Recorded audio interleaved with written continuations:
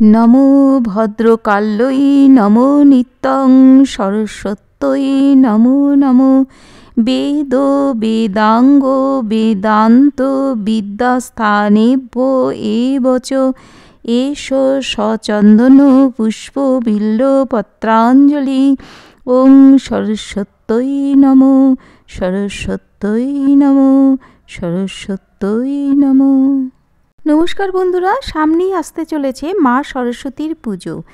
যদিও বাঙালির 12 মাসে 13 পার্বণ, আর এই সেই 13 পার্বণের মধ্যে অন্যতম হলো সরস্বতী পুজো। এই সরস্বতী পুজো কি শুধুই ধর্মীয় উৎসব? এই পুজোর ঐতিহাসিক গুরুত্ব এবং কিভাবে এই দিনটি আমরা পালন করব এবং সরস্বতী পুজোর উপকরণ বলতে আমরা কি কি বুঝি, সেগুলোই এই ভিডিওটিতে আলোচনা হবে। আর ভিডিওটি ভালো লাগলে লাইক, কমেন্ট ও শেয়ার করে আমার পাশে থাকার অনুরোধ রইল। 2025 সালে সরস্বতী পুজো আগামী 2রা ও 3রা ফেব্রুয়ারি দুটো দিনই পালিত হবে। এই দিনটি শুধু ধর্মীয় উৎসব নয়, এটি জ্ঞান, শিক্ষা ও সংস্কৃতির উৎসব। আমরা সবাই মিলে এই দিনটি যথাযোগ্য মর্যাদায় পালন করি ও মা সরস্বতীর আশীর্বাদ প্রার্থনা করি। জ্ঞান ও বিদ্যার আলোকে আলোকিত হোক আমাদের জীবন, সমৃদ্ধ হোক আমাদের সমাজ ও দেশ। এবারে আমরা জানব সরস্বতী পুজোর ঐতিহাসিক গুরুত্ব। সরস্বতী পুজোর ঐতিহ্য অত্যন্ত প্রাচীন। হিন্দু পুরাণে উল্লেখ আছে যে এই দিনে ব্রহ্মা সৃষ্টির কাজ শুরু করেছিলেন, তাই এই দিনটি নতুন শুরুর প্রতীক হিসেবেও বিবেচিত হয়। প্রাচীন ভারতীয় শিক্ষা ব্যবস্থায় গুরুকুলে শিক্ষার্থীদের প্রবেশের দিন হিসেবেও এই দিনটি ধার্য করা হতো। এর মাধ্যমে শিক্ষার্থীরা জ্ঞান অর্জনের পথে মা সরস্বতীর আশীর্বাদ লাভ করত। সরস্বতী পুজো ভারতের বিভিন্ন অঞ্চলে বিভিন্নভাবে উদযাপিত হয় বিভিন্ন নামে। আমাদের পশ্চিমবঙ্গে সরস্বতী পুজো বলা হয়।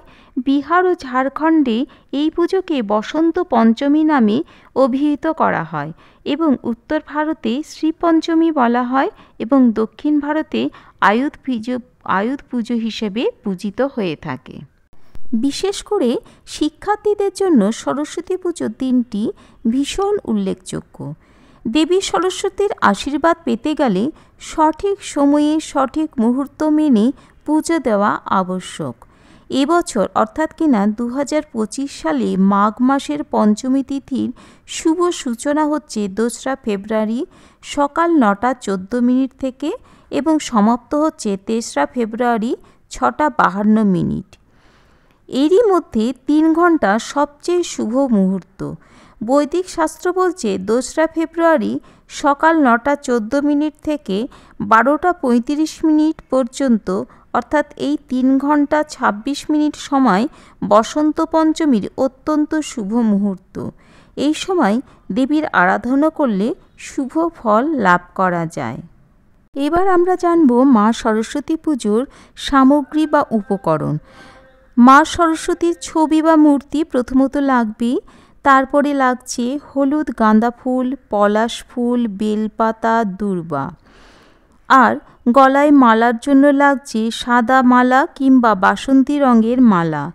এছাড়া লাগছে সিঁদুর, পঞ্চশস্য, পঞ্চগুড়ি, পান, ধান, খই, মুড়কি, দই, চিড়ে, আমপল্লব, ধূপ, দীপ, প্রদীপ, নারকেল, অন্যান্য 5টি ফল, কুলটা খুবই প্রয়োজনীয় একটা, এই উপকরণ ছাড়া মা সরস্বতীর পুজো হতে পারে না।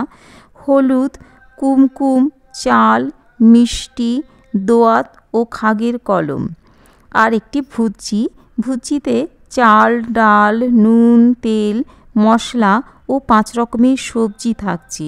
একটা ব্রাহ্মণকে খেতে দিতে গেলে যে সব সবজির প্রয়োজন বা যেসব উপকরণের প্রয়োজন সেটি ভুজি হিসেবে মাকে অর্পণ করা হয়। তো এই ভুজিটিও খুবই প্রয়োজন।